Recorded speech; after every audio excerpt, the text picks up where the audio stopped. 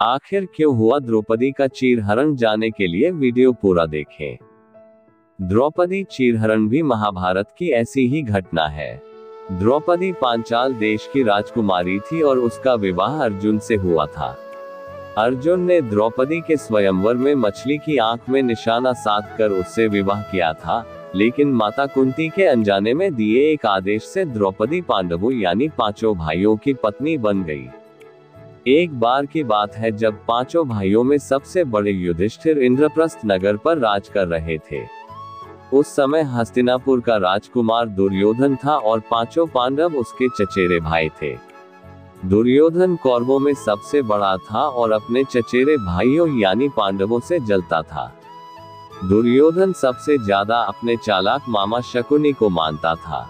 शकुनी ने दुर्योधन को सलाह दी कि वो पांडवों को जुआ खेलने के लिए आमंत्रित करे। पांडवों ने अपने भाई दुर्योधन का निमंत्रण स्वीकार कर लिया। उस सभा में भरत वंश के शासक धृतराष्ट्र, भीष्म पितामह, द्रोणाचार्य और महात्मा विदुर जैसे महान लोग भी उपस्थित थे।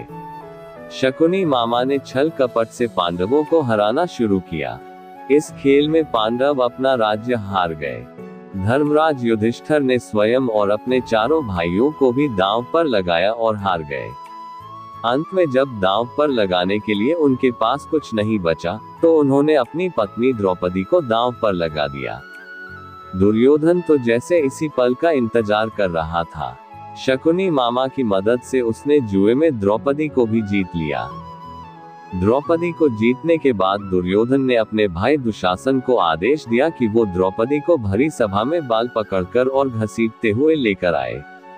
भाई से आज्ञा मिलते ही दुशासन द्रौपदी के कक्ष में गया और उसे सभा में चलने को कहा। रानी द्रौपदी बहुत ही स्वाभिमानी और पतिव्रता स्त्री थी, इसलिए उन्होंने दुशासन के साथ चलने से मना कर दिया। दुशासन ने गुस्से में आकर द्रौपदी के बाल पकड़ लिए और उसे खींचते हुए भरी सभा में लाकर खड़ा कर दिया।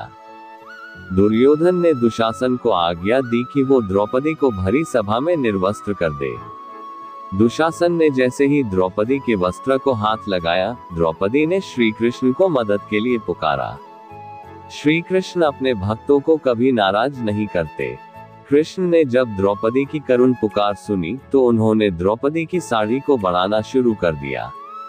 दुशासन द्रौपदी का चीर खींचता रहा, लेकिन वो जितना खींचता वस्त्र उतना बढ़ता जाता। अंत में दुशासन थककर हार गया, किंतु द्रौपदी का वस्त्र हरण नहीं कर सका। ऐसा कहा जाता है महाभारत युद्ध के पीछे सबसे बड़ा कारण द्रौपदी चीरहरण ही था। इस तरह के कहानी सुनने के लिए हमारे चैनल को सब्सक्राइब करें।